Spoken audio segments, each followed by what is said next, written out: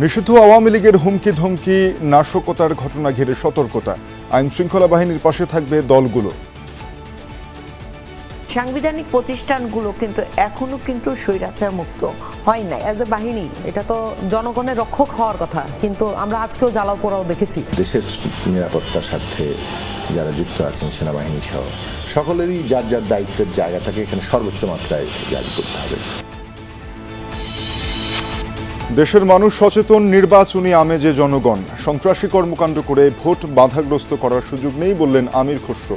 বৈঠকে বসেছে জামায়াত নেতৃত্বাধীন ৮ দল। কর্ণফুলী পেপার মিলের কাগজে ছাপা হবে সংসদ নির্বাচনের ব্যালট। ৯১৪ টন রঙিন কাগজ নেবে কমিশন, চলছে পুরোদমে উৎপাদন। রাজধানীর সূত্রাপুরে মামুন হত্যায় ব্যবহৃত অস্ত্র উদ্ধার। ২ শুটার সহ ৫ জনকে গ্রেফতারের বিষয়ে বিস্তারিত জানাবে পুলিশ।